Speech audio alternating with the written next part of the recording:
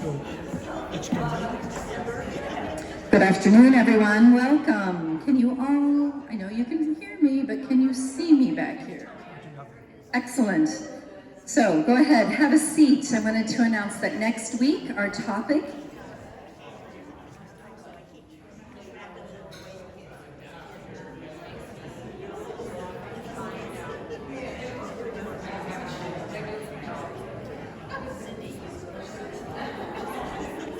All right, everybody, have a seat. We're running a little late, so next week's topic is Magnificent Gardens, Rewilding Our New Century with speaker Natasha Hopkinson. Reception committee today. Where are they? Our reception committee is hiding, headed by Kit Shaw. The reception committee is Celia Barron, Alice Davis, Judy Dowling, Karen Emitani, Kathy Lauer, and Julie Venosa. Thank you, ladies.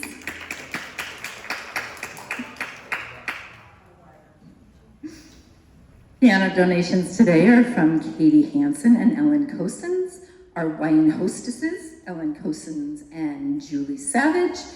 House flower donations, Ellen Cosens, who is not here today, but let's give her a round of applause. Thanks, ladies, for your donations. We have several guests today, so I just want to recognize those. Katie Hansen brought a group. Katie, where are you? There, oh, right there. Hi. Maria Burtis, Aaron Gordon, Jim Hansen, and Peyton Stewart. Did I say it right? Stewart? Welcome. Marilyn Morrissey brought Joan Mayer for a second time, and Sally Radich, welcome. Cami Vale, her guest today, Courtney Rice, and Kathy Trafton from Cron News. Sophie Ziegler brought Jennifer Braun, Ray Ryan, Jonathan Schwartz, welcome. Our speaker today brought his lovely wife, Eleanor Bigelow, and another speaker, Jim Schein. We get a twofer today. The reminders, we got a lot of reminders, so I'm gonna kind of go through these dates. I just like to mention dates so you guys make sure you put them in your books. Not right now, but you know. So, our spring gala is March 25th. Make sure you get your reservations in with Charles and your meal choices. We're very excited about the fundraising options this year. We're doing a Fund a Need, which is going to focus on this ballroom, which will focus on the sound system. We're all thrilled. The sound system, the window curtains, the stage, some other details. We're dedicating the fundraising effort to this gala this year to our dear friend, Candy Walker, because she gave so much to this ballroom. She got this new the new stage curtains, and so we're sort of doing in honor of Candy. So, yay! Hope you all come. Bonus Mahjong is the day after the gala, March 26th. On April 1st is the book discussion group. Speaking of book discussion, Martine, are you here? You want to come on up? The book discussion group will be talking about The Most Delicious Poison on April 1st, which, if you remember, last year we had the author Noah Whiteman come, fascinating about poisonous plants. Come on up. Martine is going to give a little pitch about the book club. Hello. As you know, Debbie and I, we are running the book club, and right now is the time for you to give us suggestions for next year. I just want to remind you, everybody, if you have read a book this year that you think would be great to discuss with.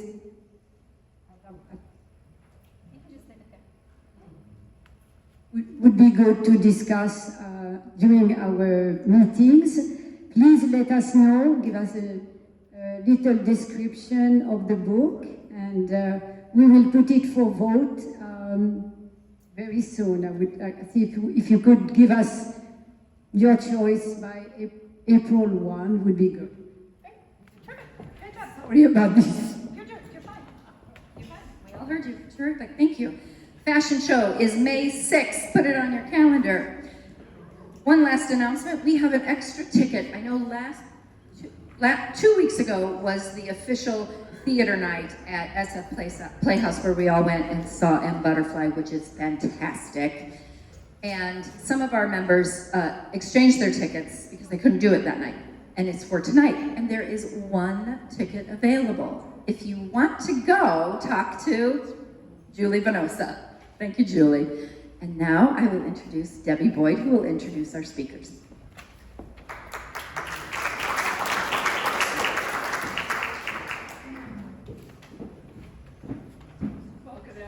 Well, good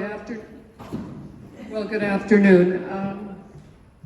I have the distinct honor of introducing not one, but two speakers today who will share the podium speaking about San Francisco's historic maps. Tom Paper is the founder of Webster Pacific, a consulting firm, the president of Lewis, Bolt and Nutt Company, and the founder of Pixium. He studied economics and environmental studies at Williams College and business at the Stanford School of Business. He's been a map nerd since he was about 12 years old, when his 18-year-old camp counselor got Tom and 4 of his buddies horribly lost in the northern Minnesota wilderness. Tom then knew he could consult a map better than the counselor, and he vowed never to get himself lost again.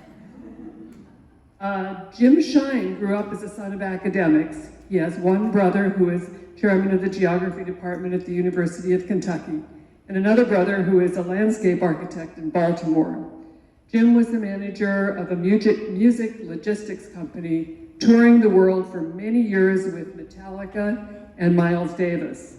He is married to Marty, and together they founded the Schein and Schein bookstore. It's a map store for many years on Grant Street in North Beach. Now it can be found online.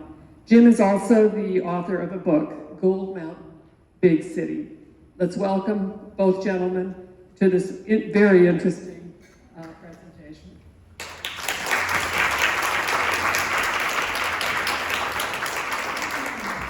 Thank you, everyone. We're delighted to be here. As am I. My mic is turned up. Oh, there we go. Okay, give me just a second. We'll get this thing going.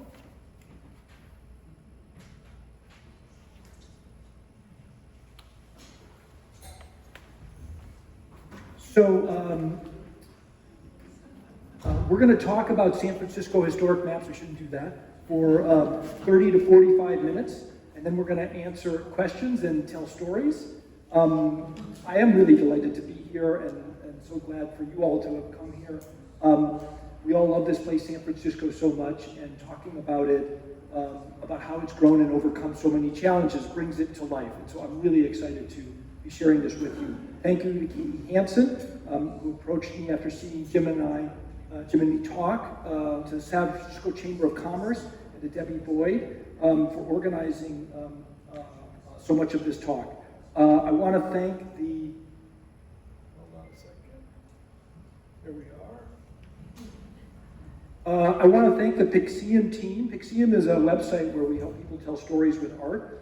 We have programmers Andre and Amir, image processors Kate and Rachel, and photo assistants Lena and Victoria. And I do have a small promotion to say here. If you have a story about maps or art that you want to tell, Pixium can help. And if you would like us to present this exhibit or this show at your venue, we're delighted to do this. This is a labor of love for both Jim and I. I also digitize every month with Nina and Victoria in my garage, and we love to help people digitize their art. I also want to help my wife. I want to thank my wife Eleanor and the children Michael and Sarah for putting up with me in this crazy interest that I have. And then I also want to thank the California Map Society, whose members have been my people for the last 10 years. If you are a map head and you can find your people, like I found mine, at the California Map Society for only $55 a year. Okay, so we're going to start with some context. So the Ohlone people were here before the Spanish, and they had a collective land ownership.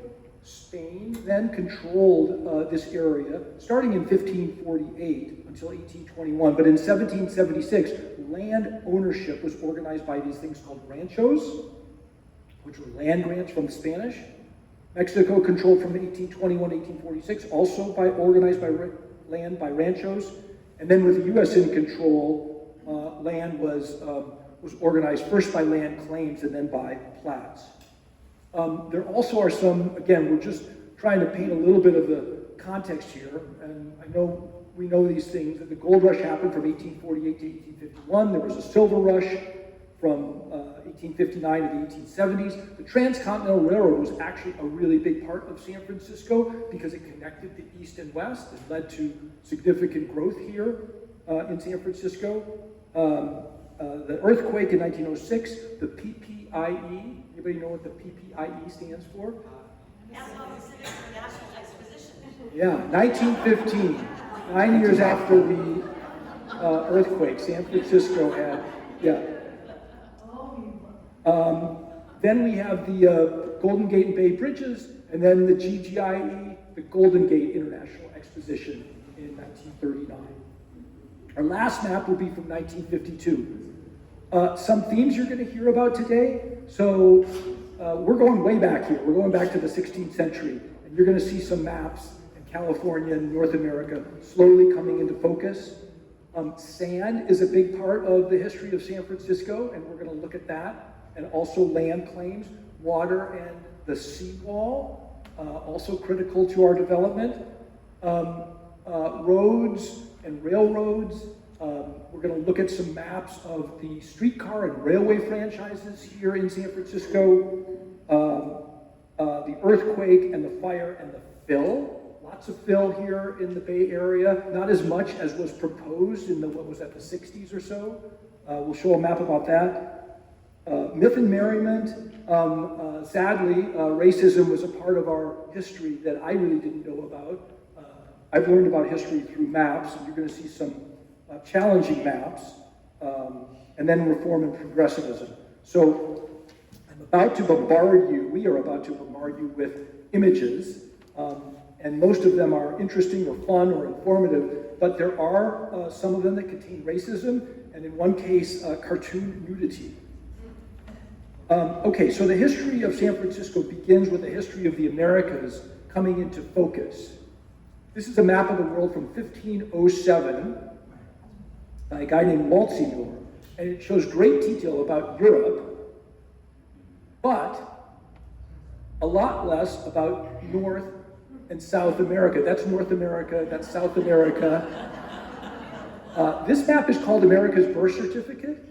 And it's the first map that ever showed the word America on it. The Library of Congress bought it for $10 million many years ago.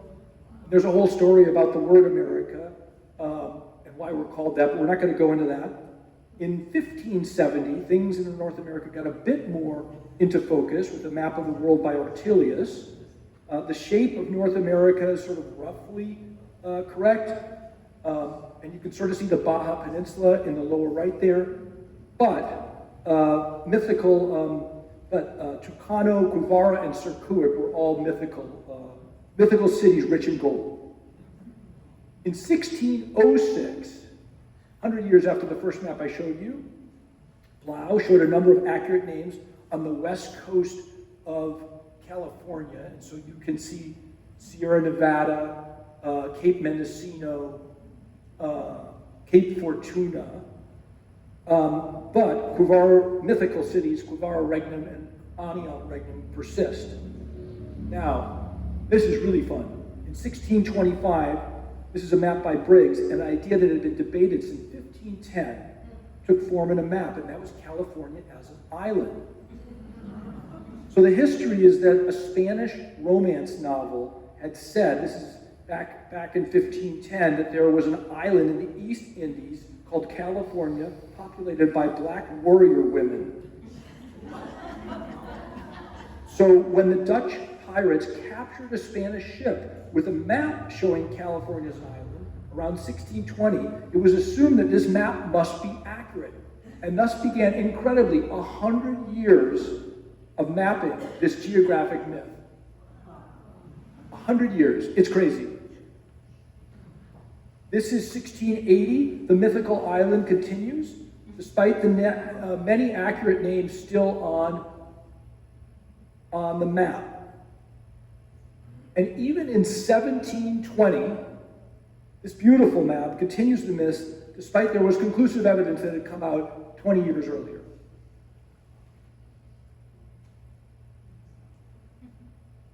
Samuel Dunn published this encyclopedic map in 1787, and it all looks very scientific and accurate, but there are some speculations, such as the supposed River of the West. And this was similar to the mythical Sea of the West.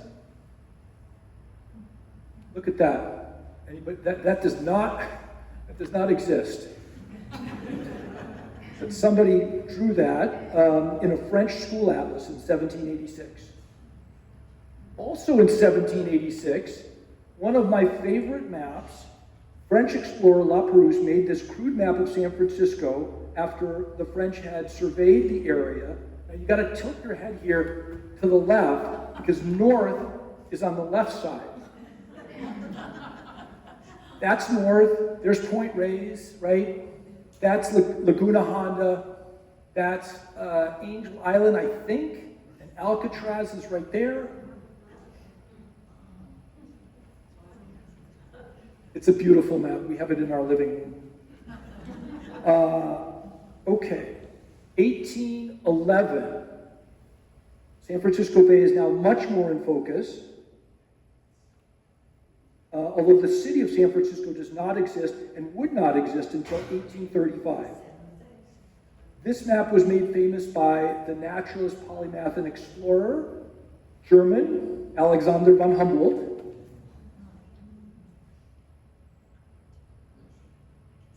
This is an 1833 map made by British Captain Frederick Beechey, and the outline of San Francisco now becomes even more accurate. So now we can see the Mission, Yerba Buena Cove, which is downtown, and the Presidio, and we've also got Blue Mountain. Anybody know what that is? Mount Sutra.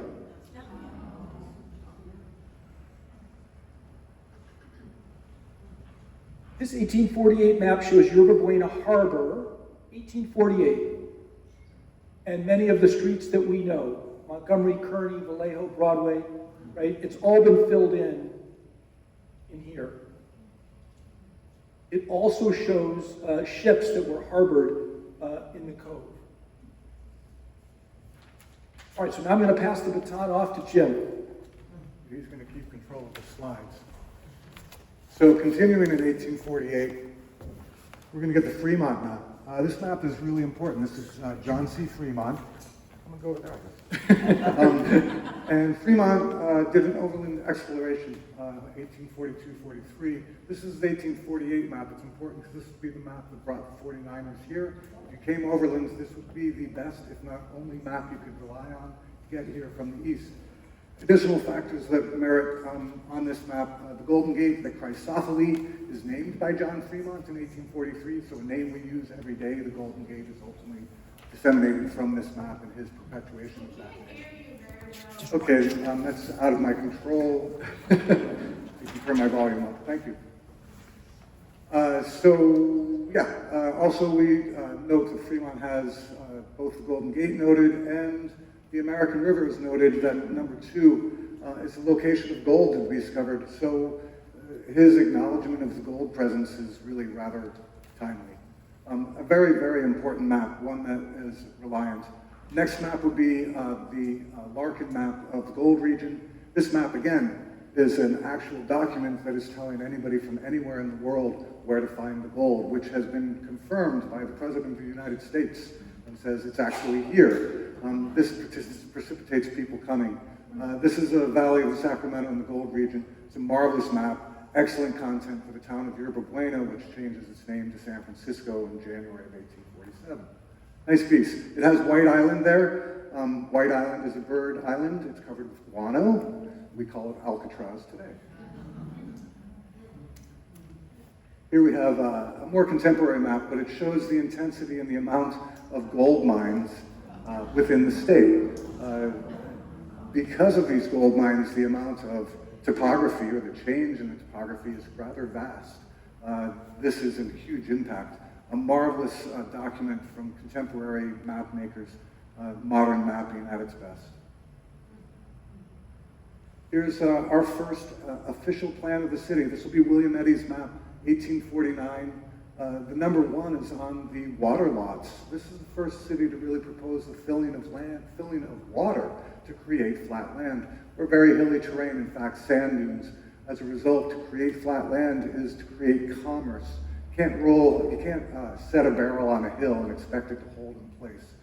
Everything's in barrels or on wheels, right? So here we have the smaller lots of the water survey next to the 100-bar survey south of Market and the 50-bar survey north of Market. Water lots were sold by the city and taxed. They were sold repeatedly over the course of the next 50 years. Our waterfront is all water landfill. Here's the first attempt at a local railroad. This map's important because it's showing a commerce between San Francisco and San Jose, the next largest city. It's 1851 that we're proposing this railway. It'll be 17 years until that railway is completed to get down there, but there are many attempts to it, and it's imperative to the development of the area. We see names like DeFreeze Creek and Islay's Creek, as we say locally, as well as other homes and Presida Creek. That will be the line between the Mission and Burnham Heights. Here's Eddy's 1852 map. This map is really showing the extent to what the success of landfill. We have landfill expanded to the north of town. We're looking west at the top on this map. We have both the 50-bar survey, the water lot survey, the 100-bar survey, and at the top of the map, all these larger plats, including lands by the Hayes brothers. These are claims. These are claims that are made in accordance with the Homestead Act. Anything this side of Larkin Street, including where we're standing, was land that was subject to the Homestead Act and as such was under a claimant process that you created plats and you petitioned for the right to develop it. We'll recognize a good number of names in these plats if we get up close, including Y.D. Stevenson. Those would be Stevenson's volunteers, the New Yorkers who came and fought for California in the Mexican-American War. DeFreeze, we see. These are excellent documents in the documentation, the creation of a grid and the platting of San Francisco. At the top right there is the Lagoon Survey, just an anomaly that was created in the original city plan that we have to rectify. Van Ness Avenue can't make it to the bay until they rectify that right-hand grid. Here we have an exemplification of what and how we created those water lots and that landfill. You have a ship, you tie it up to a pier, you sink it. You sink it, you fill it with garbage, you fill it with dirt, and of course we have an abundance of sand and rock from Telegraph Hill. So we fill it, and this is the buried ships. This map was made by a gentleman from the National Park Service as a personal project, which is sold through the national parks. It documents the Niantic being the first, brought in July 4th of 1849, the Apollo becoming a storage ship, the General Harrison. These are great and well-known vessels, but we have in fact discovered 59 named vessels so far in the cove. Here we have, is this Beachy? This Humphreys? is 1853 Humphreys. Thanks. Humphreys, again, we have north at the top, north at the left, east at the top, oriented. The number 2 is in the Great Sandbank. We pointed out because this area of land we call the avenues, the Richmond, the Sunset, most of the Presidio. These are huge areas of sand. In fact, that sand goes all the way down to 3rd and Market Street. Market Street at this time doesn't have a commerce until 1859 because of sand dunes that are 80 feet high, basically where the Call building is. But this is the Great Sandbank of the Western. This also has a telegraph station, so that's the outer telegraph station, And the inner telegraph station is on Telegraph Hill and gives its name. It's a semaphore system. It's a great map. This is a very difficult, hard to find map that has a ton of regional information. We see Guerrero 2,700 or 2,170 acres. And Guerrero Street is named after this family. It was a mission family that owned land here and had land all over San Francisco, as most of the land at this time is still ranchos. It's still under the division of Mexican governments. This is an amazing map. This is where Pixium is so cool. So you can barely see this map. This is an 1857 U.S. Coast Survey. The Coast Survey was allocated with the documentation of our shoreline. This map, every black dot is a confirmed structure.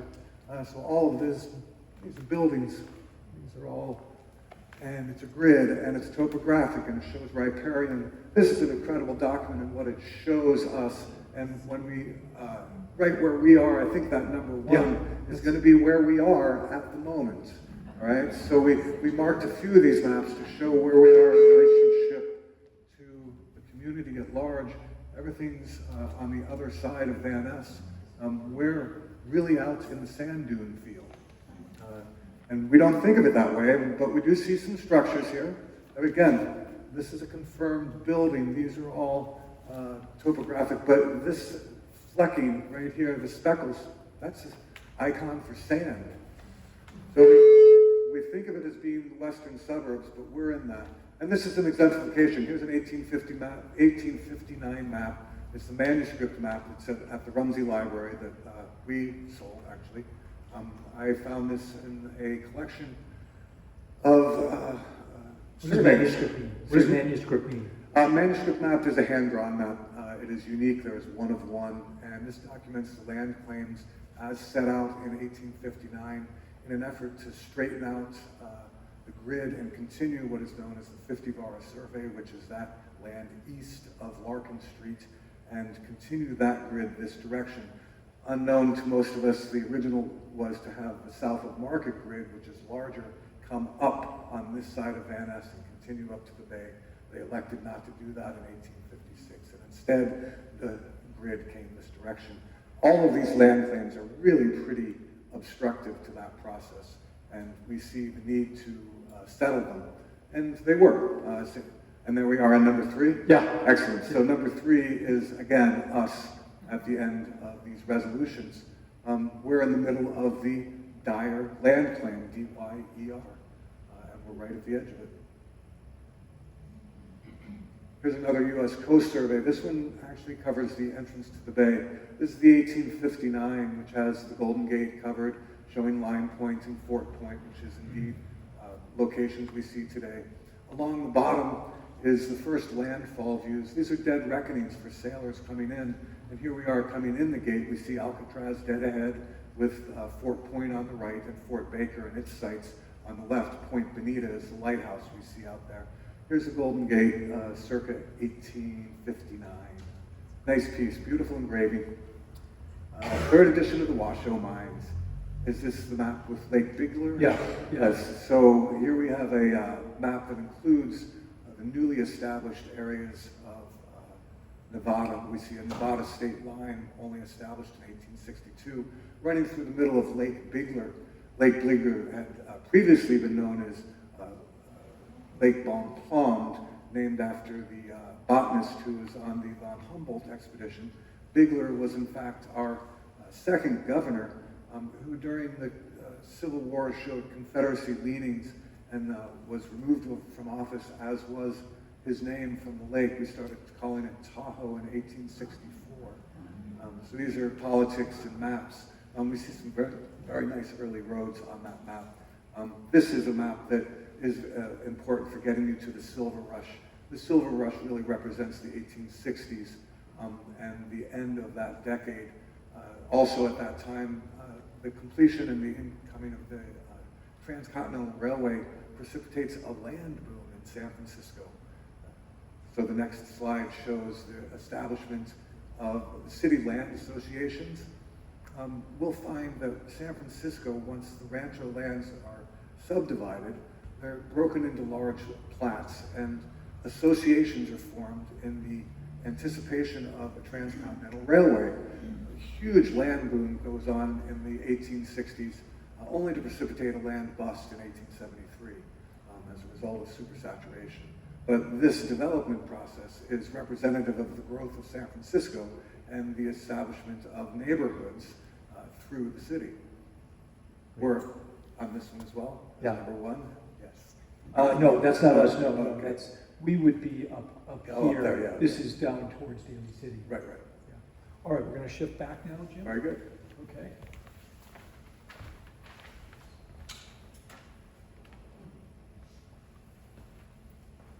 So this is Butler, 1864, and I love this map because it's got the plats, it's got the land claims,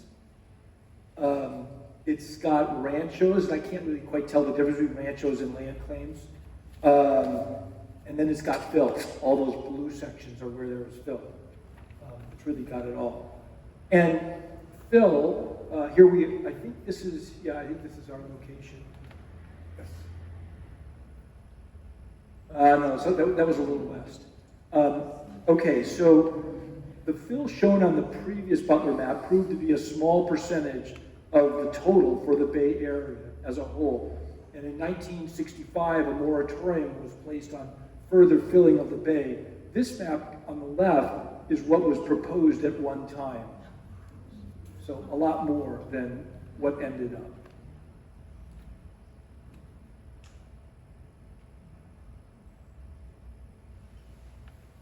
(1869) Coast Survey map. Again, that's showing how San Francisco was, and it's a city by the bay. The development still halfway across the city does not exist.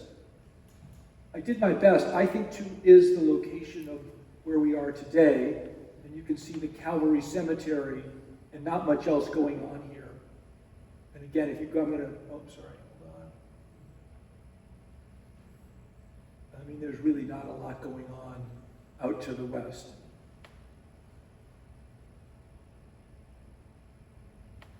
Okay, one of the most unfortunate aspects of San Francisco's growth was the overt racism against the Chinese that manifested itself in the 1870s and 1880s. And until 1906, virtually all Chinese people in San Francisco were forced to live in the ghetto of Chinatown, which the Chinese call Tangrabu. This fear-mongering map even came with a rhyming racist poem, and I'm actually going to read this. They are bringing plague and pestilence and fever-laden ships and taking gold and silver back on their returning trips. They are bringing hordes of prostitutes to ply their trade of shame and breeding vice and foul disease too horrible to name. In fetid lanes and alleys, they are festering like a festering sore. They are coming, every week 1,000 more. Amazing, right? Okay. An incredible map, and I had the good fortune, I think we were at Stanford together that day, and we saw this map. David Rumsey had just bought this, and this is incredible. This is from 1877, and you really get a feel for what the city is like.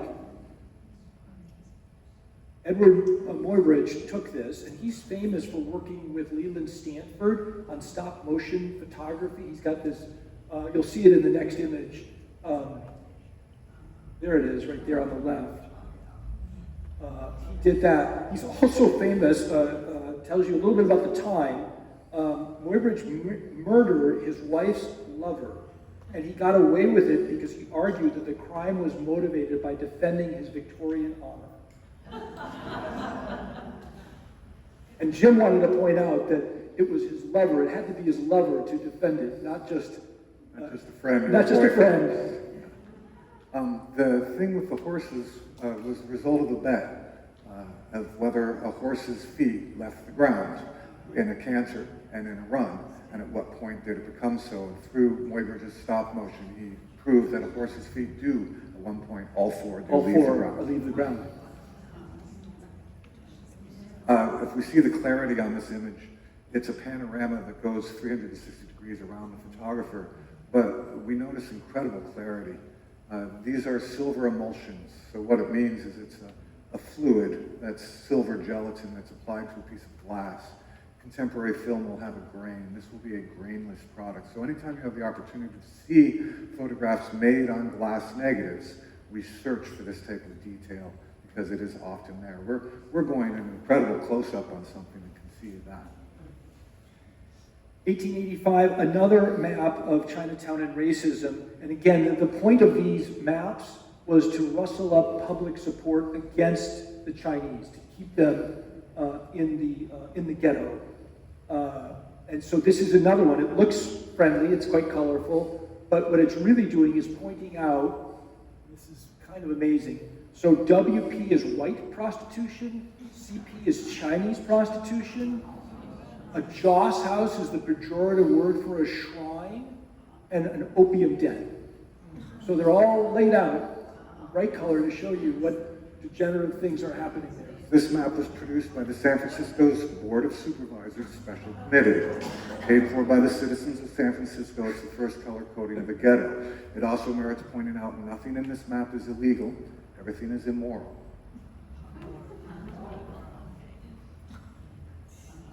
1875, this is an oblique view of San Francisco, this bustling city with ships and factories and churches and homes.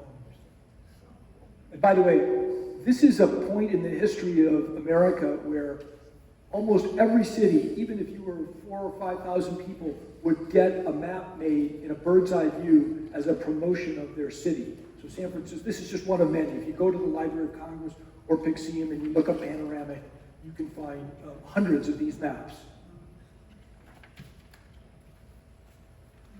So from 1878 to 1916, a seawall was built from Mission Bay all the way to Fisherman's Wharf. It reclaimed huge amounts of shorefront and allowed the city to prosper economically.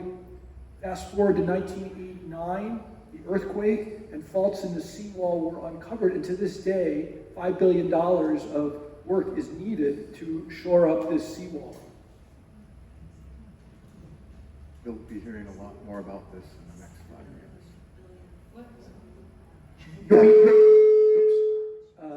You'll be hearing a lot more about this in the next 5 years. Like, this is a real... The Port of San Francisco is very focused on this point right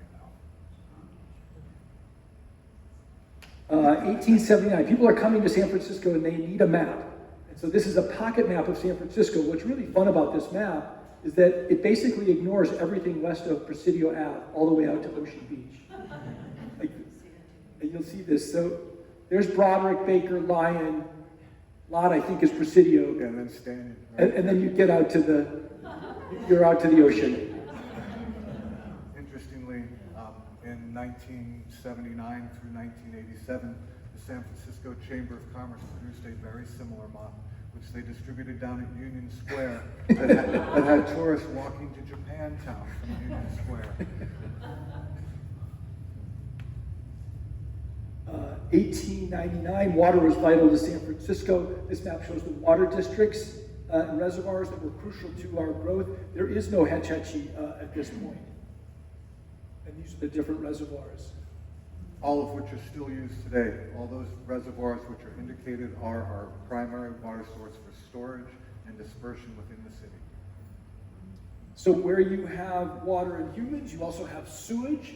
And this is a map of the sewer lines that were built or needed to be built in San Francisco. Another coast survey map, and you can see actual roads have extended further westward. We're going to zoom in here.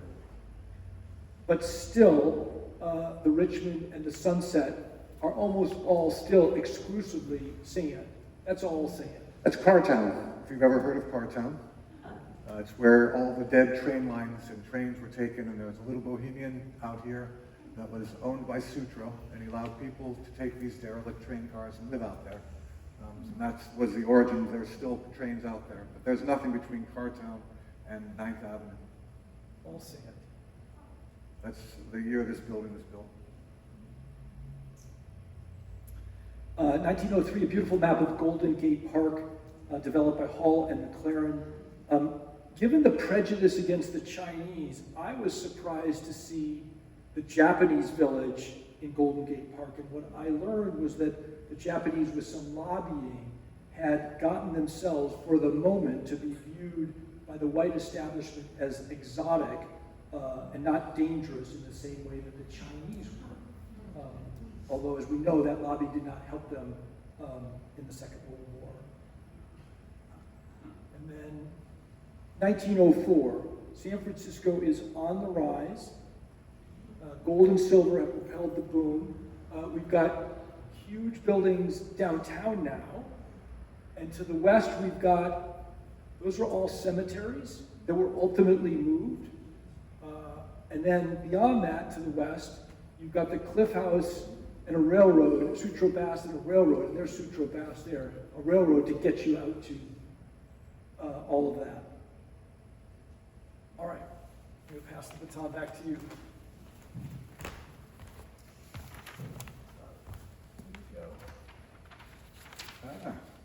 Here's the Burnham Plan, 1905. Not many people know about this chapter of the San Francisco that almost was.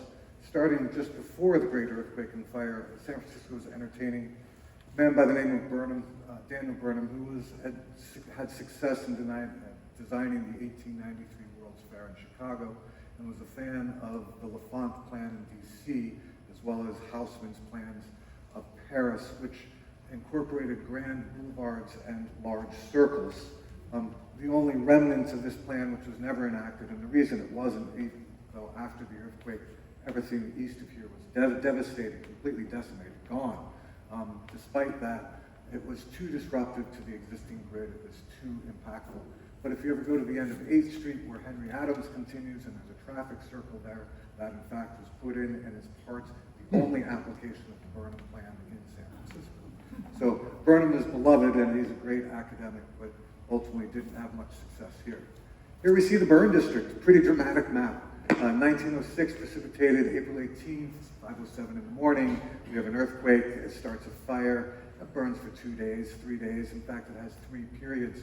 It completely burns everything east of us. The fire line was Van Ness. We blew up the large homes, buildings like this and larger, to create a fire line. This is a promotion after the fire. The comparison to the Baltimore fire, the Chicago fire, these great fires that had transpired before, they were quite small compared to us, and this map kind of represents that. This is one of several of my favorite dramatic maps of the burn district. Here is an image that gives a bit of a sense. There we go. There's the Fairmont Hotel, the flood mansion. Fairmont Hotel was under construction at the time of the Great Earthquake and Fire. It was incomplete. It's a concrete rebar building, but it did burn. It had its furnishings kept on fire. Flood mansion across the street is sandstone. It burns to the ground. Kitty Corner was Mark Hopkins' home, an art institute by that time, and now the site of the Mark Hopkins Hotel. We can see the buildings made of steel, particularly the Call building in the back, the tallest building. That's the first skyscraper. That's Klaus Spreckel's office. And the building which he built in 1896. These buildings survived the fire, but and are ultimately still existing today because they were able to be rebuilt. This is the basis of our current and contemporary building code, is these survivors. But not a great view. Here's again another great shot of the burn district. Tom has a couple images on the left here of earthquake camps. After the fires, with no homes, 250,000 people were displaced. Probably 200,000 of them went over to Oakland. The other 50 or 60 moved into these parks, everything from Alamo Square, Alta Place, Washington Square, Golden Gate Park, 200,000 people. They say there were 200,000 people camping there. That number was a promotion for the effectiveness at all times after the earthquake and fire. The goal was to impress upon the world that we would come back and that we did survive. Investment was imperative. Here's a marvelous piece, like our recent pandemic, but even more so, the earthquake and the fire was a complete reset on the lives of San Franciscans. More people died on a percentage basis during the Spanish flu or the COVID. This is a civic booster map made to reassure investors, residents and visitors that San Francisco would recover. Always presented as a attractive woman, liberty, with the Golden Gate up at the top and a view thereof still shining, inviting you to enter a maritime city. And here we have year? Oh, yeah, 1914. 15. This is 15, yeah. Yeah. So this is the one that shows the PPIE. Yeah. This is Chevalier's map of San Francisco, which shows the proposal site for the Pan Pacific International Exposition. We see, in fact, the allocation of state buildings and the aviation athletic field down at Crissy Field. That became an airport. There's a racetrack. All of this was essentially built and used. It lasted for 1 year. Buildings made of chicken wire and concrete over a wood frame, and it was torn down, turned into landfill, and it's the reason that the Marina District suffered so greatly in the great earthquake of 1989. That soil turned to liquefaction because we're actually built onto kind of a dump. Anyway. And then we're into 1915 promotions of the Exposition City. This map was created by Merriman Peter and the Western Pacific Railway highlights both the extensive railway service to San Francisco, as well as the buildings that have been developed for the PPIE. This is a promotional map. This here particularly is of interest. These transport docks, this is military, but this here is the Northwest Pacific Railway's reaction and their lobbying to get access. Southern Pacific had a monopoly in San Francisco, and you couldn't get to the fair without using SP. So they built that pier to offset the octopus. Here we have the 1919 Coast Survey, which shows the Sunset was still sandy and not only not entirely developed, still pretty empty. The grid is allocated, but we see these dunes. This is the source of sand all the way to this spot, well into the 70s. And ultimately, this is a wind-blown terrain of sand dunes. Thanks to Ann Murphy, who got us this copy of this map. Here's Harrison Godwin's 1927 map of San Francisco. This is one of my favorites. It was an impossible map to find. I found 5 in 40 years. It is an animated or illustrated map of San Francisco that represents all of the caricatures and all of the localisms from the Missions of Dolores and local history to the rag pickers that became Golden Gate Scavenger, which became BFI Waste Management, to Lowell High School. This piece has got the Concordia Club, which is our contemporary, over on Van Ness Avenue, about 2 blocks over. Gone now, but a tribute to Mayor Jim Rolfe. A tribute to 1927 was the year of the Dole Pineapple Race. It was an air race from here to Hawaii, 32 participants, of which 19 aircraft arrived. It was one of the greatest aviation tragedies in the world. Transpired here and is documented on this. This map was made by a man who made it with his brother, sold it, and paid for his education at Cal. That's why he made it. He made 3 maps. He retired from map making and graduated in hotel restaurant management, known as Pinecone Inn in Monterey. His name is Harrison Godwin. I'm a big fan, as you can tell. Now, of course, San Francisco, the ideal convention city. I think we might have heard that recently. Remains so. Here's our efforts to consolidate private transportation into public transportation and the establishment of Muni.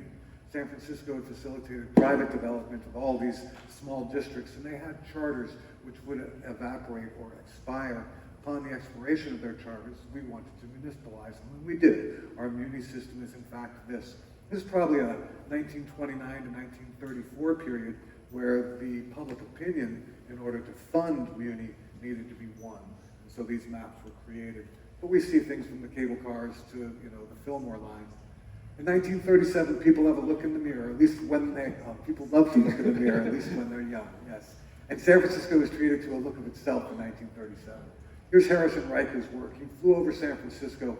He took about 160 photographs, which we would use today, but it's the early version of Google Maps, but it became stereoscopic photography.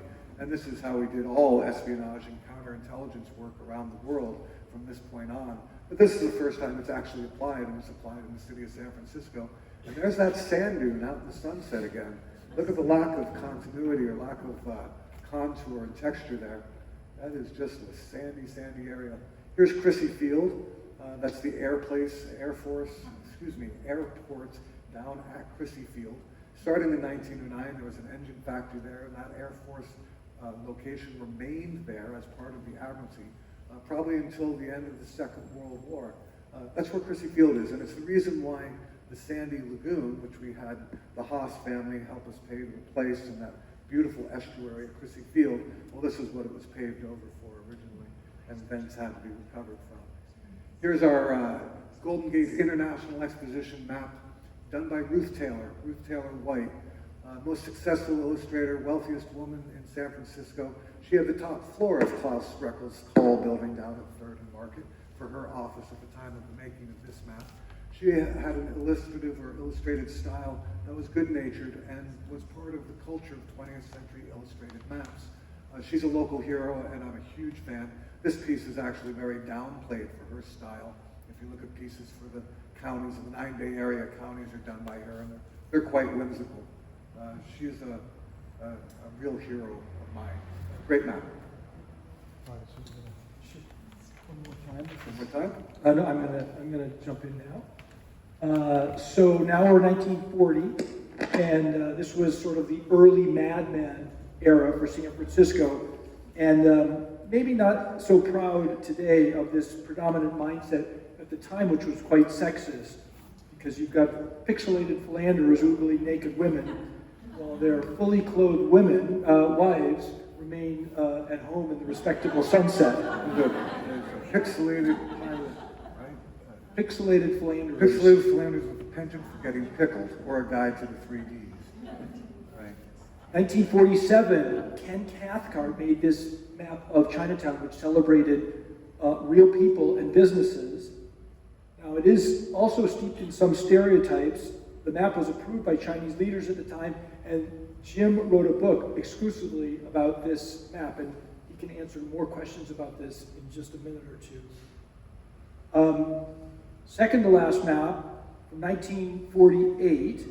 So even after Burnham in 1905, San Francisco had grand plans about what it could do with roads. This is kind of a dystopian vision. They were going to put central parking downtown and freeways pretty much everywhere. All the red lines. is freeway, proposed freeways. This also omits the Tiburon Bridge in 1957, which was proposed to go from Fort Mason to Tiburon. They were ready to pave it over. And you can see what did get built was the aqueduct there, which existed from 1959 to 1991. And then the last map from 1952, a pictorial map by Don Bloodgood. It's optimistic and carefree homage to San Francisco, the city of Herb Caen and Vertigo and the San Francisco Seals baseball team. Yeah. And that's it. Thank you very much. All right, okay.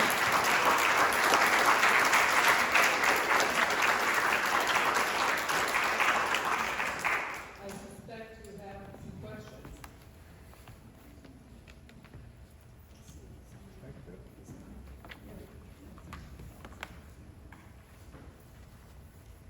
You mentioned Daniel Burnham a lot. The alley that I can see right here is Daniel Burnham Court.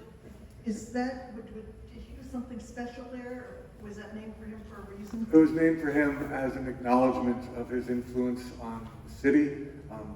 We renamed a number of the half streets in the city after artists and architects and designers during the 90s. So that was renamed. At the time, we renamed the plazas down in Yerba Buena Plaza as well. Thank you very much. It was very interesting. I have two questions. One of you referred to the Americans early, and wasn't the Americans named after America Vespucci? That's right. So what date was that? So interestingly, Vespucci is in the 1490s, but this map that Tom chose to show, the Waldseemüller map, that map is the first map. It's made by these three Germans who are working out of probably Nuremberg, and all of these crew of men map makers are naming the continents, essentially. There's Africa, there's Europa, there's Asia, there's Antarctica. These are all in Latin feminine. So Americ Vespucci, who's an explorer, the feminization of his name is America. And so these three Germans, Waldseemüller, Waldseemüller is the only one I remember because he got to put his name on the map. And we always associate his name with the map. But in fact was a cadre of map makers, and they established it on that map. They said, this is it. And from that point forth, because map makers are emulating each other, the goal is to perpetuate the politic of your patron and to reinforce new information. Everything's new. Just in the world of AI, we have to constantly hear the world of AI, well, for in the 1500s, it was maps. It's the world of maps. Well, there's a new map. There's a new map. Your map is obsolete. So, but this map is the one that names it, and that's why it was bought by the Smithsonian, because it actually applies the name to the continent for the first time. And then I'm wondering what you can tell us about Lone Mountain. I can tell you a little bit about Lone Mountain. So, Lone Mountain originally, in 1852 through 1869, was a Chinese cemetery. It was the utmost edge of town. It was the sand dunes. At a time of exclusion through cultural segregation, not necessarily, it predates the Exclusion Act, but the Chinese had their own ceremonies. They were fascinating to the European eye. And so there's documentation of Lone Mountain and the cemetery out there dating from the 1850s and 60s. It became a cemetery then from then on out. Its charter required that it be completely removed by May of 1940. It became Lone Mountain Women's College, or after being a nunnery, all owned by the University of San Francisco, a parochial college. Masonics cemetery was just south of Lone Mountain, and that became USF. The majority of the bodies at that time were perceived to be moved, but in fact, many bodies were buried without benefit of a casket. If we go to 1987 and we look underneath the Palace of Legion of Honor, when they put that basement in the basement of Aldous Reckless' home, they found 700 bodies. That was buried for 40 years until it became appropriate to discuss it. And it's a known fact now, but the fact is they didn't move it under Aldous House. You think Lincoln Park is clear? So this is a San Franciscanism. Lone Mountain is an area that was cleared up probably in the 1940s of those situations, and we don't have those stories coming out of there. That's about what I know about. Thank you. Yeah. So, Tom, Jim, thank you for a fantastic, fascinating presentation. I was going to ask this question, and lo and behold, you picked the right map. What is the U.S. range line? So we have two processes in mapping. All mapping is cadastral mapping, where we're trying to establish a lot line and measure the area of that which is to be mapped. In California, we established a township and range grid. The township and range grid was a way of saying north, south, east, west, enumerating it and allocating it without it getting repetitive or overlapping. And so all of the United States is gridded out in a township and range. Township is east-west, range is north-south. No, it's backwards. Township is east-west and range is north-south. It's easy to get complained that way. But the aspect is we established this grid. It's what GPS is based on today. That grid allowed us to then have accurate monument markers to then survey. The only place that the grid doesn't work is where there are rancho lands. By the Treaty of Hidalgo in the 1850s with Mexico, 1840s with Mexico, we said we would honor all current land holdings. Those were done as ranchos, so it means that the rancho and its boundaries will override the township and range grid, which is a square grid over a round earth. It works very well, and if you're ever in very, very flat country, like out near Davis or something on a back road, you'll drive for 5-6 miles, and and all of a sudden that straight road, which didn't have a single curve, will take a left and go 150 yards and take a right. Well, that's because that road is running along the township or the range grid. And in order to compensate for the curvature of the earth, working with a grid on a square, you have to step over every 6.5 miles. The grid and that they establish is 6.5 miles, or 6 miles by 6 miles, is 36 square miles, and we break that down. So that's the line that you're seeing there. In this map, it's acknowledging the presence of the grid being established. All grids in the West Coast center and start at Mount Diablo. So that's the center of the universe as far as mapping goes. And the range line is probably going to be range line number 2 from Mount Diablo. That's a very lengthy explanation. That was good. That was really good. This is a great map. This is an amazing map. So this is the landfill. I don't know if we pointed it out well in the blue. It's the first landfill, and it's pretty much completed by 1856.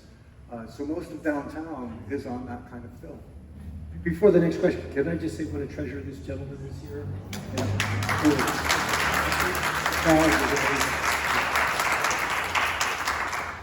Your knowledge of maps is wonderful.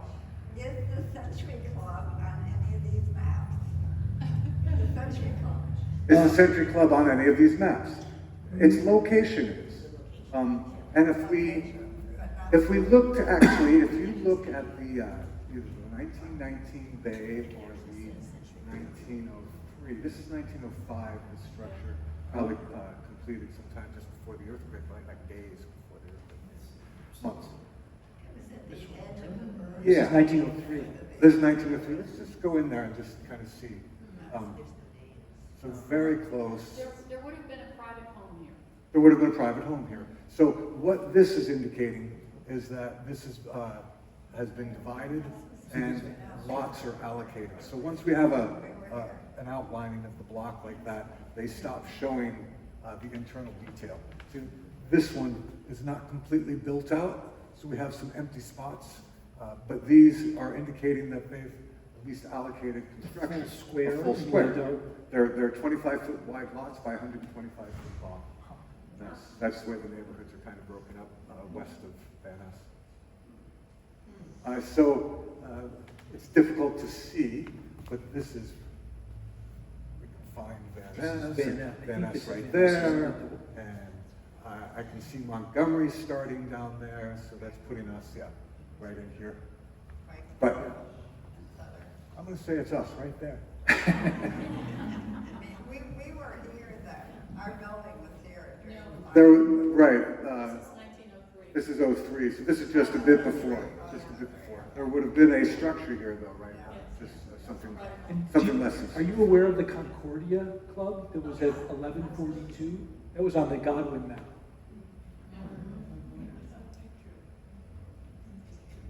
Any other questions? Well, I think you're both treasures, actually. Well, thank you. Thank you very much. Thank you so much. Great to share. Thank you.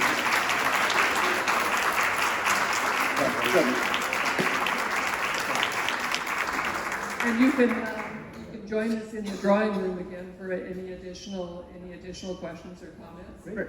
Thank you. So thank you very much. Thank you.